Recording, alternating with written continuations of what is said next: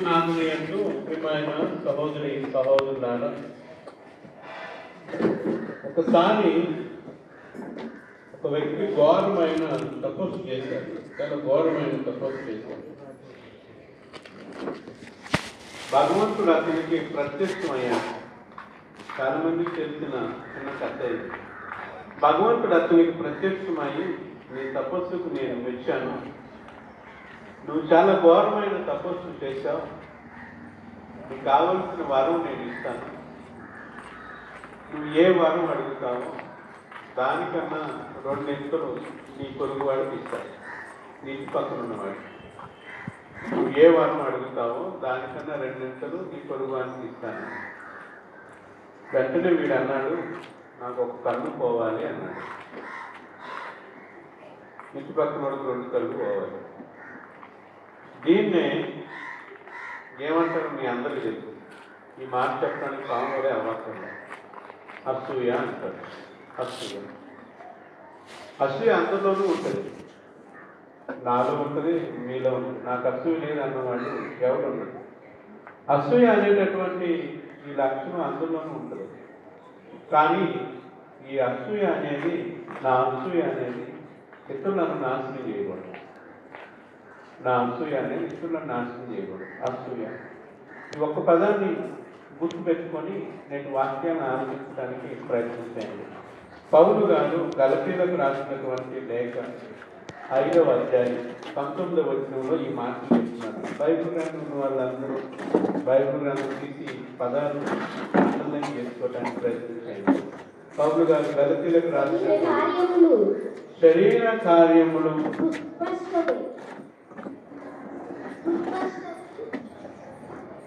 స్పష్టమే. అవి ఏమన్నా జారత్వము, అపవిత్రత, కామకత్వము, విగ్రహారాధన, మాంత్రిక శక్తి, శత్రుత్వము, కలహము, అసూయ. ఆ పదం ఉందా? అసూయ. శరీర కార్యములు స్పష్టమే, సుస్పష్టమే.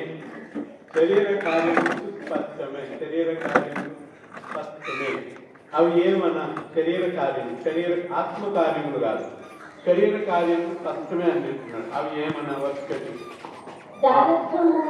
అపవిత్రత, కామకత్వము, విగ్రహారాధన, మాంత్రిక శక్తి, శత్రుత్వము, కలహము, అసూయ, క్రోధము, స్వార్థము, కక్షలు, వర్గతత్వము, మాత్సర్యము, త్రాగుబోతుతనము, విద్యలు, వినోదములు మొదలగును. తర్వాత అసలేంటి అదే పూర్వము వలె ఇప్పుడు నేను ఇప్పుడు హెచ్చరించుచున్నాను, ఇంటి పనులు చేయవారు దేవుని రాజ్యములకు వారసులు కారు. అది అండర్లైన్ చేసుకోండి. ఈ లక్షణాలు మీలో ఉంటే దేవుని రాజ్యానికి మీరు వారసులు కాదు. ఏమి దేవుని రాజ్యానికి మనం వారసులు చేస్తాయి? ఎవరు దేవుని రాజ్యానికి వారసులు? అసూయ. ఈ ఒక్క పదం గుర్తుపెట్టుకోండి. నేటి మొదటి పట్టణం సంఖ్యాకాండంలో చాలా స్పష్టంగా ఈ పదం కనపడుతుంది. సంఖ్యాకాండం 11వ అధ్యాయం 25వ వచనం. అప్పుడు ప్రభువు మేఘముపై దిగివచ్చి మోషేతో మాట్లాడెను. తాను మోషేకిచ్చిన ఆత్మను కొంత తీసుకుని ఆ 70 మంది పెద్దలకు ఇచ్చెను. ఆత్మను పొందగానే వారు ప్రవచనములు పలికిరి. మోషే నత్తివాడు. మోషే గొప్ప జ్ఞానం కలిగిన వాడు కాదు. మోషేకి తెలుసు, నేను నత్తివాడిని, నేను ఎవరినో చంపేసి పారిపోయిన వాడిని, నన్ను దేవుడు పీల్చుకున్నాడని. నేను నడిపించలేనంటే దేవుడు అంటాడు, ఉన్నవాడైనటువంటి ప్రభు నేను నీతో ఉన్నాను. నేను ఉన్నవాడైనటువంటి వాడిని నేను నీతో ఉన్నాను కనుక అహరోను నీకు తోడుగా పంపిస్తున్నాను అని చెప్పినప్పుడు మోషే దేవుణ్ణి నమ్మి ఇశ్రాయేలు ప్రజలను విడిపించడానికి, ఇశ్రాయేలు ప్రజలను కాపాడటానికి, ఇశ్రాయేలు ప్రజలను వాగ్దాన భూమికి తీసుకుని వెళ్ళటానికి మోషే తన ప్రయత్నం చేస్తూ ఉంటే దేవుడు అనేక సార్లు మోషేతో ముఖాముఖిగా మాట్లాడాడు. దేవుడు అనేక సార్లు మోషేతో ముఖాముఖిగా సంభాషించాడు. మోషే దేవుడు నా ఒక్కడితోనే మాట్లాడాలి, దేవుడు నాతోనే మాట్లాడాలి, దేవుడు నా ద్వారానే ప్రజలకు ఆయన సందేశం ఇవ్వాలి అని మోషే అనుకోలేదు. మోషే ప్రత్యక్ష గుడారాన్ని నిర్మించి దైవ మందసాన్ని ప్రత్యక్ష గుడారంలో పెట్టేవాడు. కష్టం వచ్చినా, బాధ వచ్చినా, ఇజ్రాయేల్ ప్రజలు తనను నిందించినా, ఇజ్రాయేల్ ప్రజలు తన మాట వినకపోయినా, ఏ ఆపద వచ్చినా గుడారానికి వెళ్ళి దైవ మందస ముందు మోకరించి ప్రార్థన చేసుకునేవాడు. ఒక రోజున మోషే 70 మంది పెద్దల్ని తన పరిచర్యలో భాగస్థులను చేయడానికి 70 మంది పెద్దలని ఆయన ప్రత్యక్ష గుడారంలోకి తీసుకొని వెళ్ళి వాళ్ళ కొరకు ప్రార్థన చేసినప్పుడు వాళ్ళందరూ ప్రవచనాలు చెప్పారండి. వాళ్ళందరూ మోషేతో దేవుడు ఎలా మాట్లాడాడో భగవంతుడు ఈ 70 మందితో కూడా మాట్లాడాడండి. ఈ 70 మందితో కూడా మాట్లాడాడు. ఎందుకంటే వాళ్ళు ఏమన్నారంటే, మోషేతో మాట్లాడిన ప్రభువా, మోషేతో మాట్లాడిన ప్రభువా, నాతో కూడా మాట్లాడవా, నాతో కూడా మాట్లాడవా. ఈ 70 మంది ప్రార్థన చేస్తున్నారు, అయ్యా మోషేతో మాట్లాడు, మాతో కూడా మాట్లాడు. మనం మాట్లాడుతున్నప్పుడు ఎదుటి వాడిని వినటానికి మనం ఇష్టపడం. చాలా మంది నేనే నా మాటే వినాలి అంటూ ఉంటారు. కానీ భగవంతుడు సమూయేలు ప్రవక్తతో మాట్లాడినప్పుడు సమూయేలు ప్రవక్త అంటున్నాడు, మాట్లాడుము ఓ మహాప్రభు,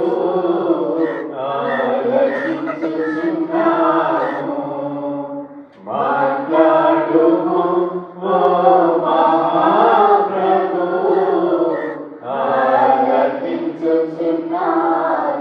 నేనయ్యా నీ దాసుడను, నేనయ్యా నీ దాసుడను, వేచి ఉన్నాను నీ కోసం, వేచి ఉన్నాను నీ కోసం.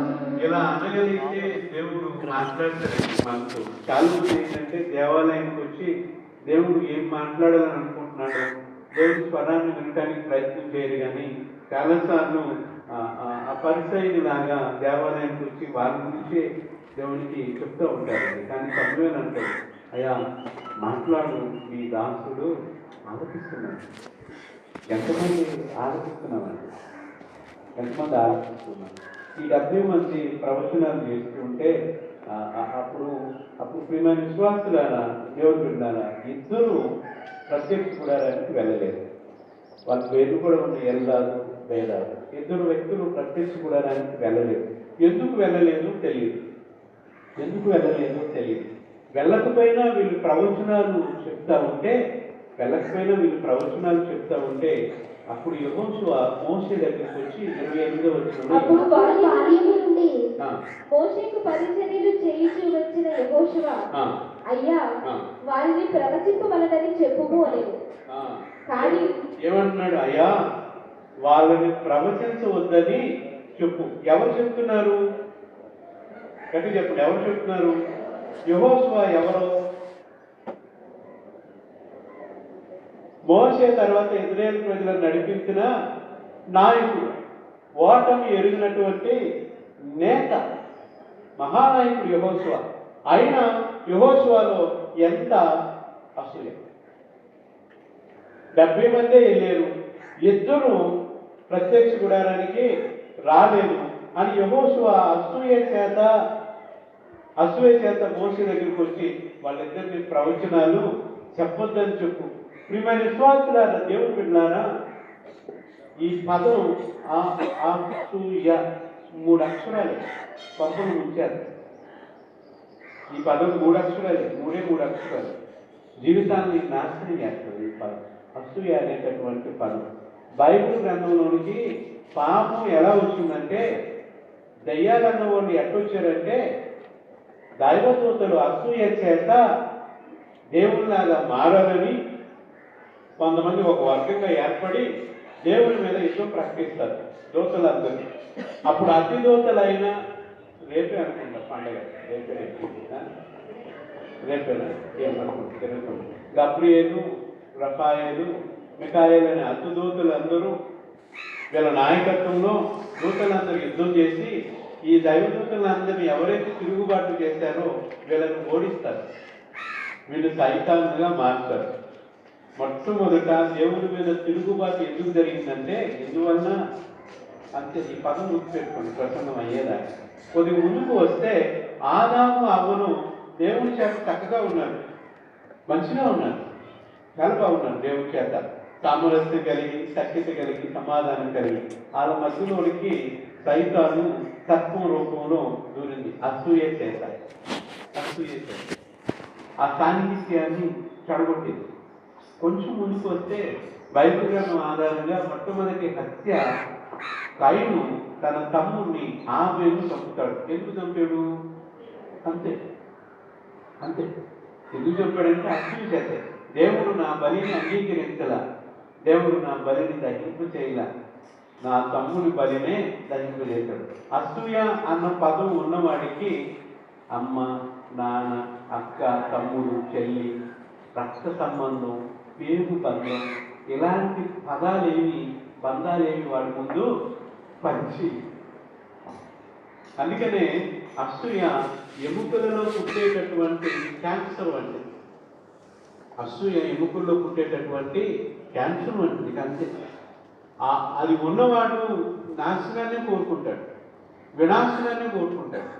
అది ఉన్నవాడు నాశనాన్ని కోరుకుంటాడు. యెహోషువ నాశనాన్ని కోరుకుంటున్నాడు, వినాశనాన్ని కోరుకుంటున్నాడు. యేసు ప్రభుని పిలాతు ముందు నిలబెడితే పిలాతుకి అర్థమైంది, పరిసయ్యులు, ధర్మశాస్త్ర బోధకులు అసూయ చేత యేసు ప్రభుని అప్పగించారు, అసూయ చేత ఆయన తీసుకుని వచ్చారని. ఈ విశ్వాసులారా, దేవుని బిడ్డలారా, మనం ఎలా ఉన్నాం ఆలోచిద్దాం.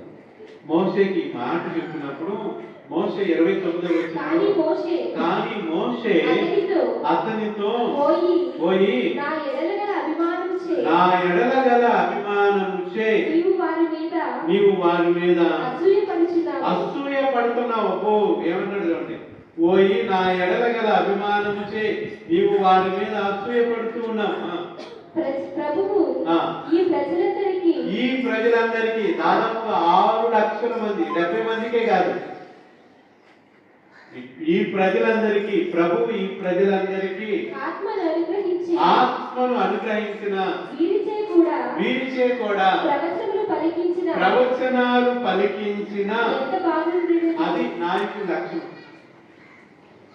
నాయకుడు ఊరికే అయిపోరబ్బా.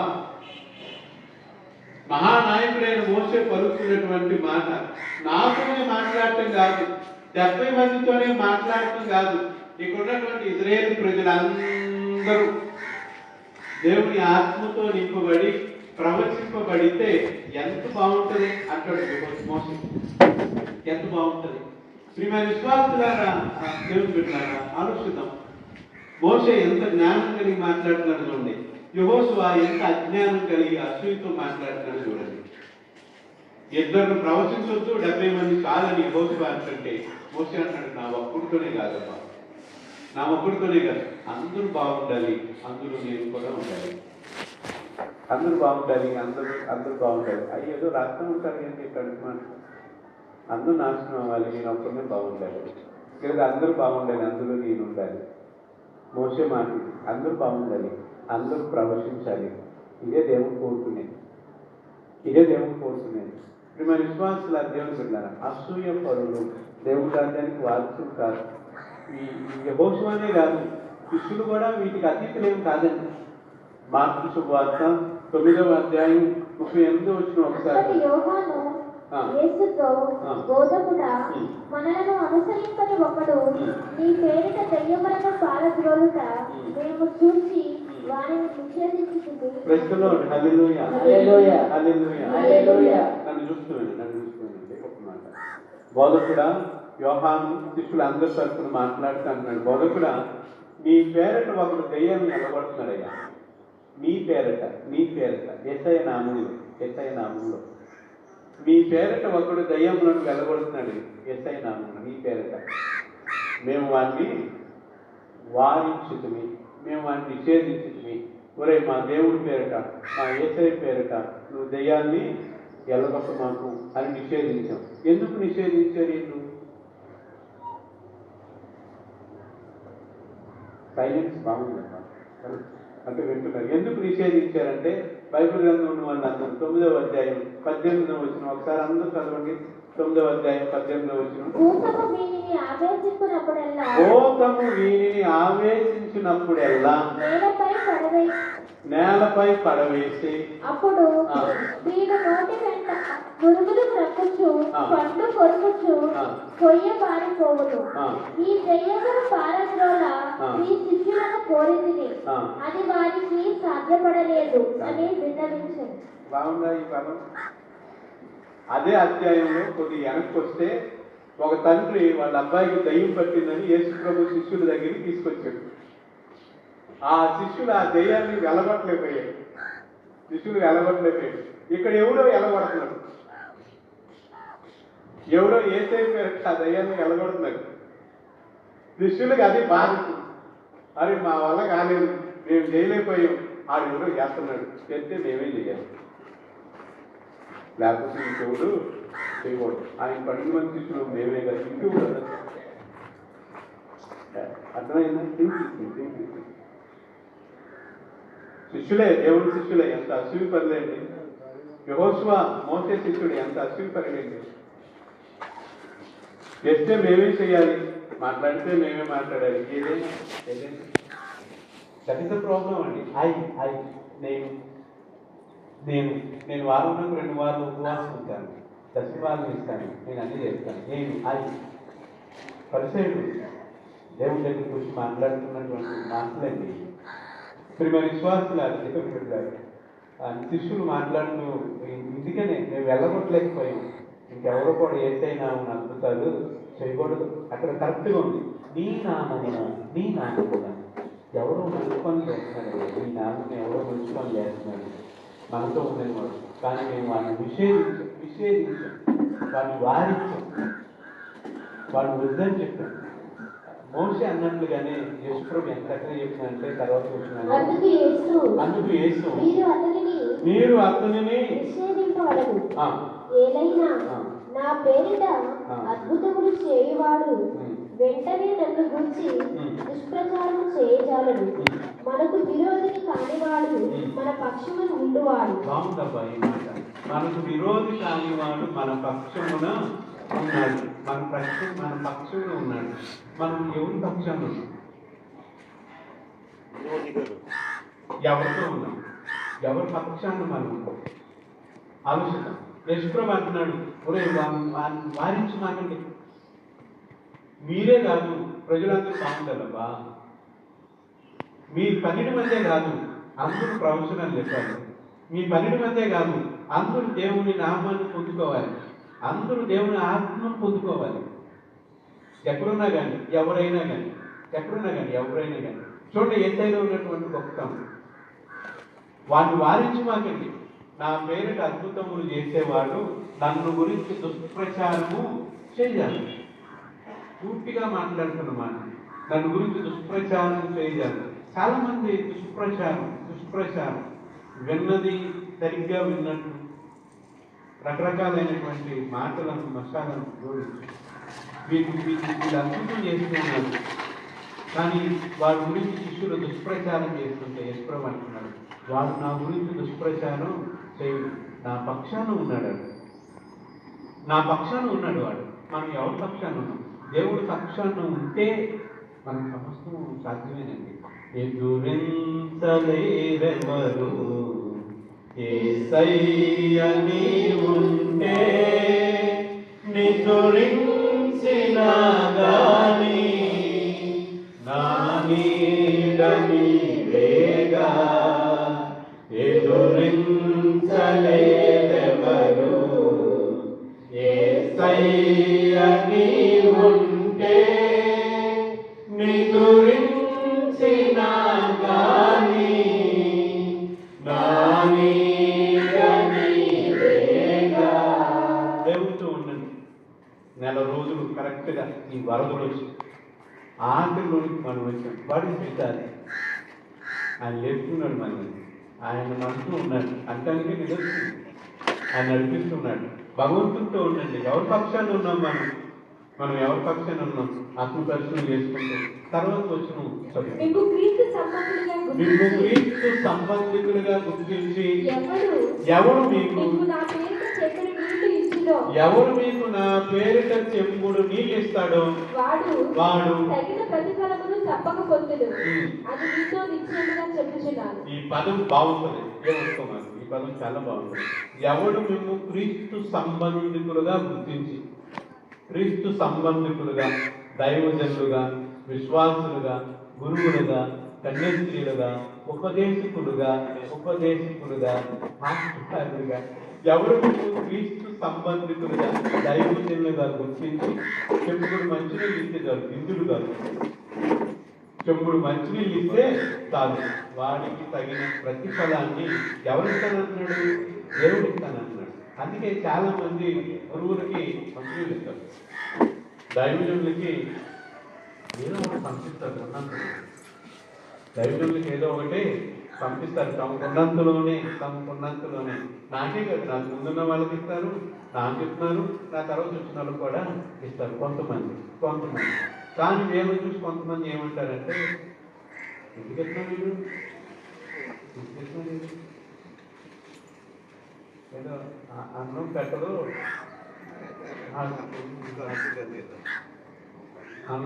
అడుక్కోను అంతే. కొంతమంది వీళ్ళెవరు ఇచ్చేవాళ్ళని దైవజనులు ఎక్కడి నుంచో వచ్చిన వాళ్ళు, పరిచర్య చేస్తున్న వాళ్ళు, భగవంతుని పరిచయం చేస్తున్న వాళ్ళు. ప్రియమైన విశ్వాసులు, దేవుడు వెళ్ళారా, అనాది నుంచి నేటి వరకు ఎవరైతే దైవజనులుగా గుర్తించారో ఆ కుటుంబాలు ఆశీర్వదించారు. ఎవరైతే దైవజనులను సొంత అవసరాలకు వాడుకున్నారో, దైవ గ్రంథంలో కానీ ఈయన లోకంలో కానీ చాలా కుటుంబాలు నాశనం.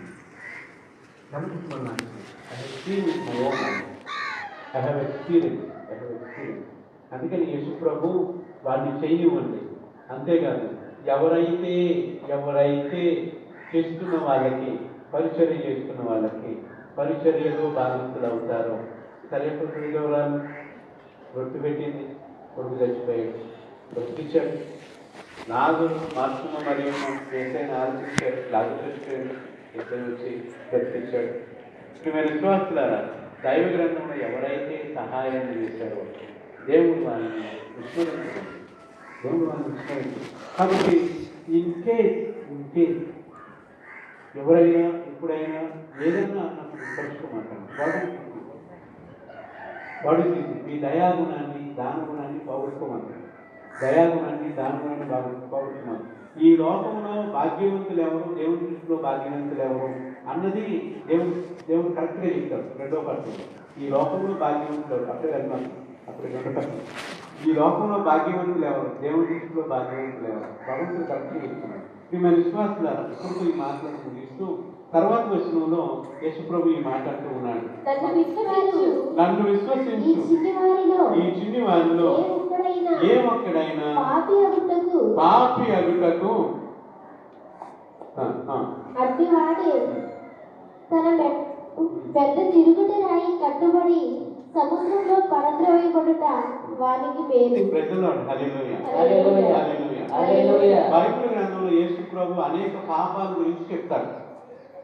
ఏ పాపానికి శిక్షణ గురించి చెప్పడు యేసు ప్రభు. అనేక పాపాల గురించి చెప్తాడు. ఏ పాపానికి శిక్ష గురించి చెప్పడు.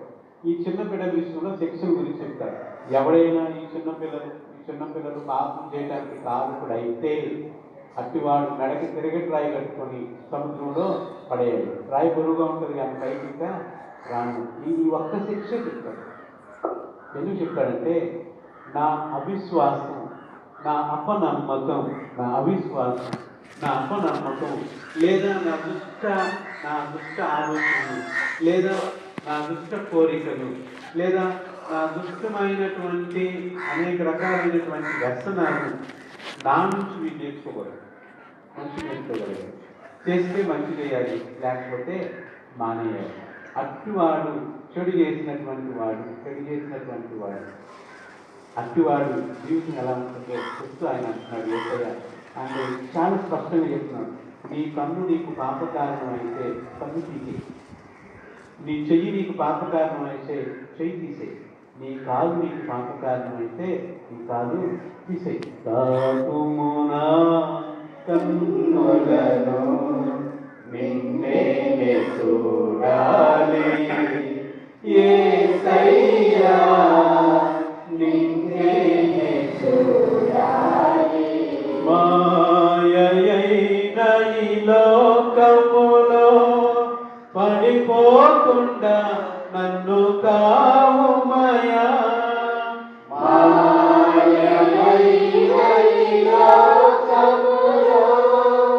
పడిపోకుండా నన్ను కావుమయా. నీదు వాక్యం ప్రకటింప నీ ఆత్మతో నన్ను అభిషేకించు. నీదు వాక్యము ప్రకటింప నీ ఆత్మతో నన్ను అభిషేకించు.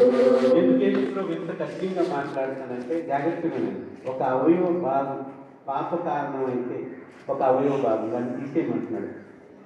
ఏమనుకున్నాను మా మామయ్యకి అత్తయ్యకి ఇద్దరికి షుగర్ వచ్చింది, వెరీ హై షుగర్. ఇద్దరికి బటన్ వేలు పుండు పడింది. బటన్ వేలు చాలా రోజుల నుంచి ఆ గాయం మానుతున్నా, ఆ రసి కారుతానే ఉంది. డాక్టర్ గారు అన్నాను, బటన్ వేలు తీసేద్దామండి, షుగర్ కంట్రోల్లోకి వస్తుంది అని చెప్పాడు ఇద్దరికి. మా అత్తయ్య అంది బటన్ వేలు తీసేయండి అంది. మా మామయ్య అన్నాడు బటన్ వేలు తీయొద్దు, అవుతువాడుగా నేను ఉండను అని చెప్పాడు. కొన్ని రోజుల తర్వాత బటన్ వేలు నుంచి షుగర్ పైకి వచ్చింది. ఇంకా అప్పుడు మడం వరకు కట్ చేయాలన్నాడు. ఇంకా కొన్ని సంవత్సరాల తర్వాత అది మోకాల వరకు వెళ్ళింది, మోకాల వరకు తీసేయాలన్నాడు. అది ఆయన ఎగిరి కాదు. అలాగే హై షుగర్తో చచ్చిపోయాడు ఆయన. మా మామయ్య చచ్చిపోయాడు. మా అత్తయ్య ఇంకా చచ్చిపోయాడు. కొంతమంది ముస్లిమ్స్ నవ్వుకున్నాను. ఆ బ్రతికే ఉంది ఏంటంటే వాట్ ఈస్ ద రీజన్? ఆ బటన్ వేలు పోగొట్టుకోవటం వల్ల శరీరం అంతా బాగుంది. విశ్వము చెప్తున్నారు, నీ ఆత్మీయ జీవితానికి ఏదైనా నీకు ఆటంకంగా ఉంటే దాన్ని వదిలేసుకోవాలి. నీ ఆధ్యాత్మిక ఎదుగుదలకు నీకు ఏదైనా ఆటంకంగా ఉంటే దాన్ని తీసేసుకో. మీ ఆత్మీయ దేవుని యొక్క దీవులు పొందకుండా ఏదైతే నీకు అడ్డుగోడగా ఉందో దాన్ని వదులుకోవటానికి ప్రయత్నం చేయి. ఎందుకంటే యేసుప్రభు ఒక గొప్ప మాట చెప్తా ఉన్నాడండి. మార్కు సువార్త 48వ అధ్యాయంలో 9వ అధ్యాయం 48వ వచనంలో, నరకలోకమున పురుగు చావదు.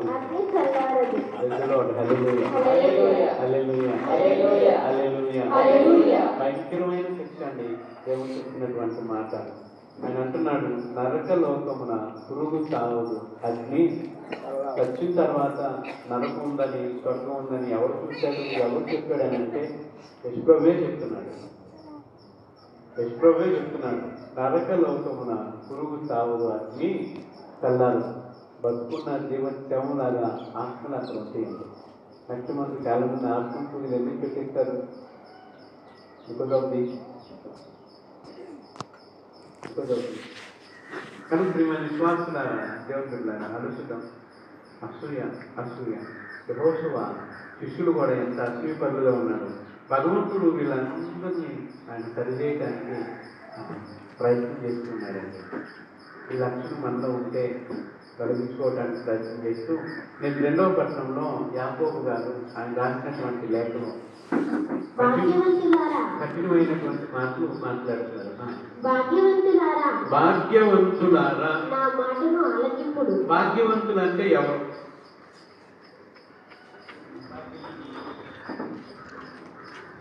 భాగ్యవంతులు అంటే ఎవరు? భాగ్యవంతులు చదువుకునే పిల్లలు భాగ్యవంతులు అంటే ఎవరు? వీడు భాగ్యవంతుడు అంటాం. అన్నీ అనుభవించగలిగిన వాడు భాగ్యవంతుడు. ఓకే, అంటే భాగ్యవంతుడు అంటే డబ్బులు ఉన్నవాడు అంతేకండి, అన్నీ ఉన్నవాడు. భాగ్యవంతులారా నా మాటని ఆలకించండి. భాగ్యవంతుడు అంటే ఎవరు? ధనవంతుడు. నా ప్రాణమా వినుము, తాగుము, చూపించుము. మొత్తం ఉన్నాయి, గోల్డ్ అని ఉన్నాయి, సరిపడా ఉన్నాయి. భాగ్యవంతుడు డబ్బులు ఉన్నవాడు. యాకోబు గారు చాలా స్పష్టంగా చెప్తున్నాడు, భాగ్యవంతులారా నా మాటలను ఆలకింపుడు. రానున్న దుర్దశను గూర్చి శోకించి రోదిప్పుడు. మీ భాగ్యములు మురిగిపోయినవి, బట్టలు చెదరపట్టినవి, మీ బంగారము వెండి త్రిప్పు పట్టినవి. ఈ త్రిప్పే మీకు విరుద్ధముగా సాక్షి, మీ శరీరములను అగ్ని వదిలి కదిలించును. ఈ రద్దె దినములందు మీరు ధనరాశులను కూడబెట్టుదురు. మొక్కల్లో ముగించేస్తాను, ప్రాక్టికల్ లైఫ్ వచ్చేసరికి ఏదో ఒకటి చెప్తూ ఉంటాను అని కాదు. కానీ భాగ్యవంతులారా, ధనవంతులారా,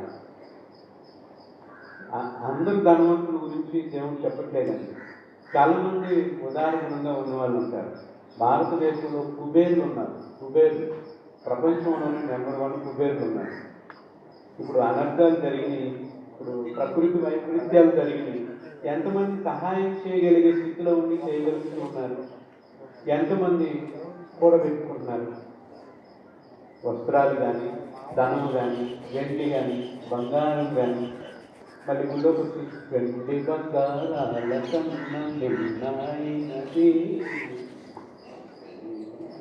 ఏదో బాగుంటుంది ఆ పాట. ఆయన ఏం చెప్తాడు? మీ వెండి, మీ బంగారం ఏమైంది? తుప్పు పట్టింది. మీ వస్త్రాలు 365 రోజులు నిల్వలోనే ఉంటాయా?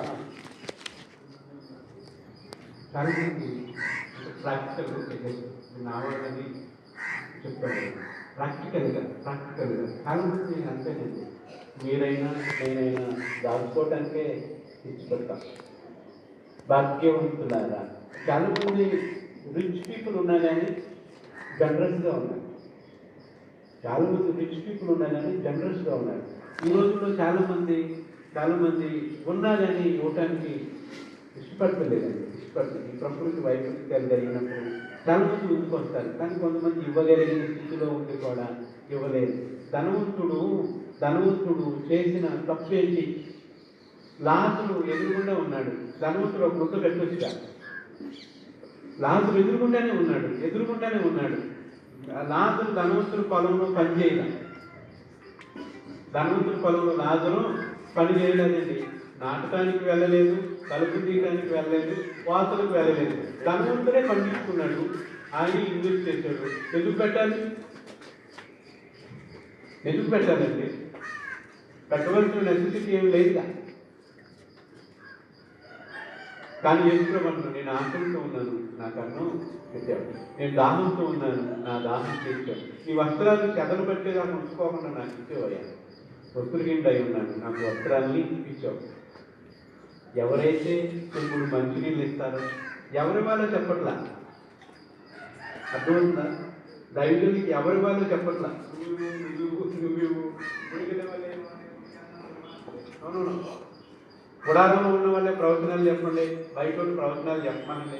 యేసు ప్రభు శిష్యులే అద్భుతాలు చేయండి, బయట వాళ్ళు చేయమాకండి. అవును, గలిలే వాసులే ఇవ్వండి, గతానీ వాళ్ళే ఇవ్వండి, ఎరుసలేం వాసులే ఇవ్వండి, ఎవరైనా ఇవ్వండి. That openness of God. బాగా చెప్తాడు యేసు, చాలా బాగా చెప్తాడు ఈ మాట. అందుకనే భాగ్యవంతులారా, ఇది నాట్ సేయింగ్ పర్టికులర్గా ఒక పదం చెప్పట్లేదండి. భాగ్యవంతులారా, మీ భాగ్యములు మునిగిపోయినవి, ఉపయోగం ఏమిటబ్బా? ఇవ్వగలిగినటువంటి స్థితులు ఏమన్నా. చాలా మంది ఏంటంటే దేవునితో కూడా అట్లాంటి ఉంటారండి. ఒకసారి ఒక వ్యక్తి చేపలు పడుతున్నాడు. చాలాసేపటి నుంచి ఒక్క చేప కూడా పడలేదు. అప్పుడు అంతోని వారికి ప్రార్థన చేస్తున్నారు. అంతోని వారా, నువ్వు కనపడి వస్తువులను కనపడేలాగా చేస్తావంట. నేను జ్ఞానం వేస్తున్నాను, ఒక్క చేప నా జ్ఞానానికి తగిలేలాగా చెయ్యి. అది చిన్నదైనా పెద్దదైనా, ఏ చేప అయినా చిన్నదైనా పెద్దదైనా నా ప్రాణంలో చెప్తాను అన్నాడు.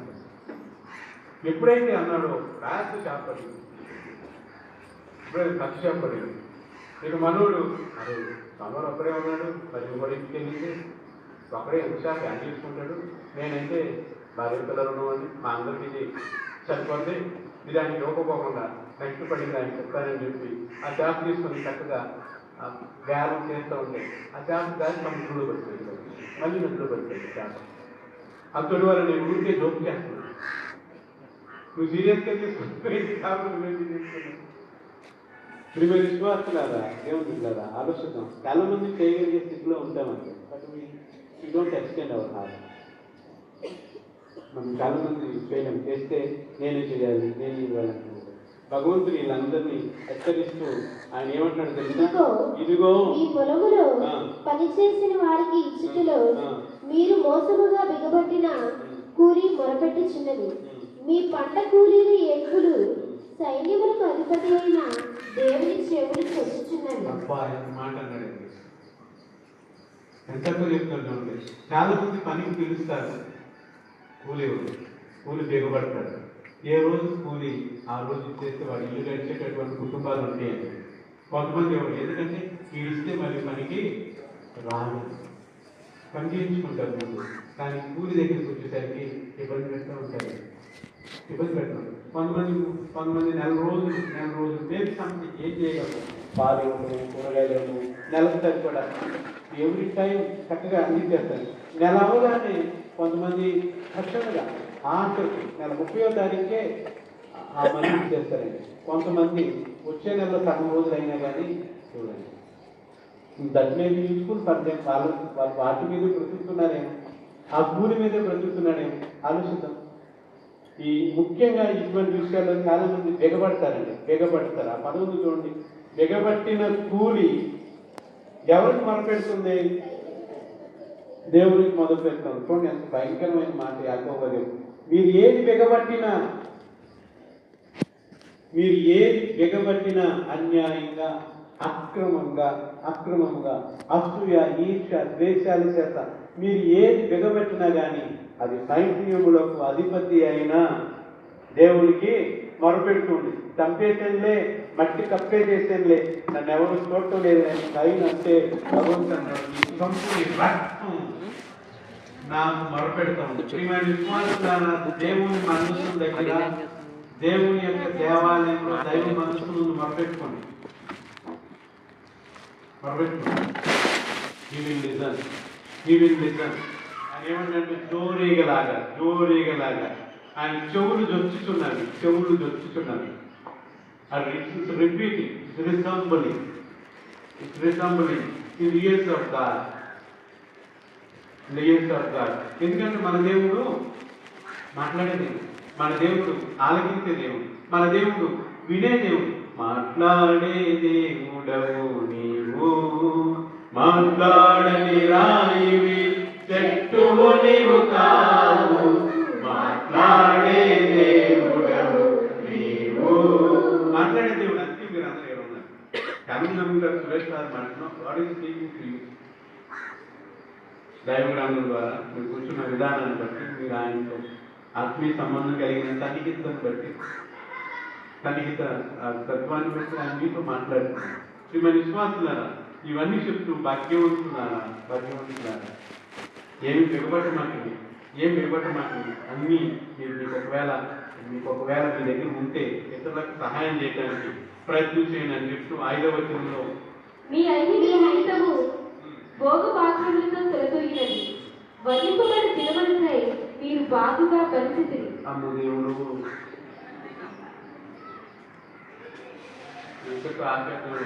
భయంకరమైన మాట మళ్ళీ ఎక్స్ప్లెనేషన్ వధింపబడుతుంది అందులో దేవుని మన విశ్వాసాన్ని